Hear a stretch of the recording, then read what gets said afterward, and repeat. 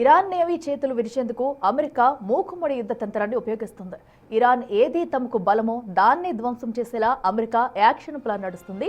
ప్రస్తుతం ఇరాన్కు అతిపెద్ద బలం హర్ముజ్ జలసంధిని మూసేసింది, నౌకలను ఆపేసింది. చమురు రవాణాకు ఆటంకం ఏర్పడింది. కేవలం చైనా చమురు నౌకలనే ఇరాన్ అనుమతిస్తుంది. ఇది ప్రపంచ దేశాలకు పెద్ద సవాల్గా మారింది.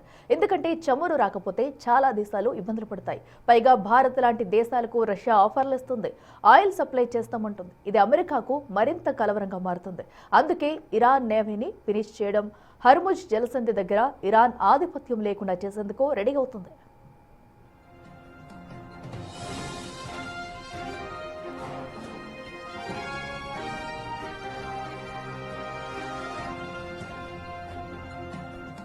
హర్ముజ్ దగ్గర షిప్పింగ్ ట్రాఫిక్ దాదాపు ఆగిపోయింది. నేవీ ట్యాంకర్లను ఎస్కార్ట్ చేస్తామని, ఇన్సూరెన్స్ ఇస్తామని అమెరికా అంటున్నా చాలా దేశాలు వెనుకంజ వేస్తున్నాయి.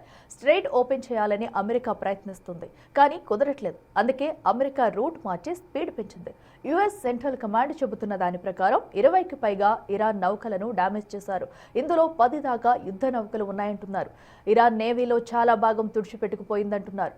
పర్షియన్ గల్ఫ్, హర్ముజ్ జలసంధి, గల్ఫ్ ఆఫ్ ఒమన్ ప్రాంతాల్లో ఇరాన్ వార్ షిప్స్ కు చెక్ పెట్టారు. ఇరాన్ షిప్స్ ఇక ఆ ప్రాంతాల్లో లేవని అమెరికన్ డిఫెన్స్ అధికారులు అంటున్నారు.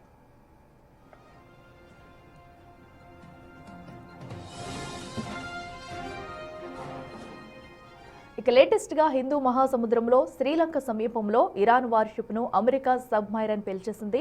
దీంతో చాలా మంది చనిపోయారు కూడా. రెండో ప్రపంచ యుద్ధం తర్వాత అమెరికా సబ్మైరన్ టోర్పెడీతో శత్రు నౌకను ముంచేయడం ఇదే తొలిసారి. మొత్తంగా నావల్ ఫోర్స్ లో ఇరాన్ రోజు రోజుకు బలహీనపడుతుంది. అయితే ఇరాన్ వద్ద ఇంకా వందలాది చిన్న తరహా ఫాస్ట్ అటాక్ పడవలు, సీ మైన్స్ ఉన్నాయి. ఇవి గెరిల్లా యుద్ధ తంత్రం తరహాలో ముప్పుగా ఉండబోతున్నాయంటున్నారు. మరి వీటిపై అమెరికా యాక్షన్ ప్లాన్ ఏంటన్నది కీలకంగా మారుతుంది. అమెరికా చర్యలు చూస్తుంటే ఇరాన్ నేవీని పూర్తిగా మట్టుబెట్టి హర్ముజ్ జలసంధిని తన ఆధీనంలోకి తీసుకునేలా కనిపిస్తుంది.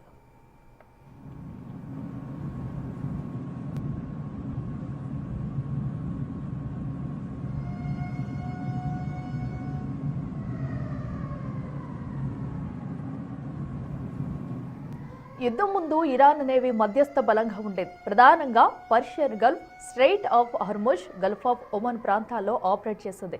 కానీ యుద్ధం 5వ రోజు నాటికి అమెరికా దాడుల వల్ల ఇరాన్ నేవీ దాదాపు 70 నుంచి 80% బలహీనపడింది. చాలా వరకు ప్రధాన యుద్ధ నౌకలు నాశనమైపోయాయి.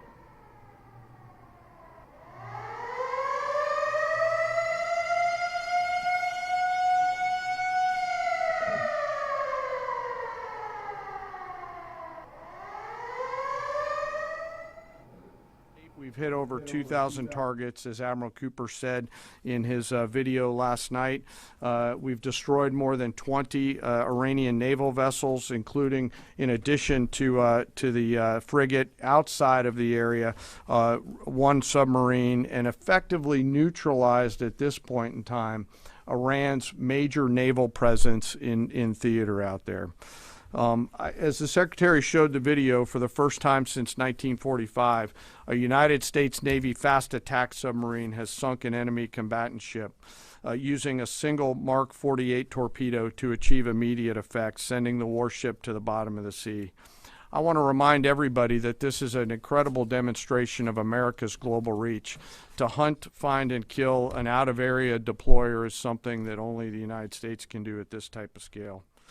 Over the next 24 to 48 hours, CENTCOM will continue to strike infrastructure and naval capability, and we'll continue to assess our progress against the military objectives. It does take time for us to collect that information and to assess en route. Much of our intelligence, surveillance, and reconnaissance capability is currently hunting and killing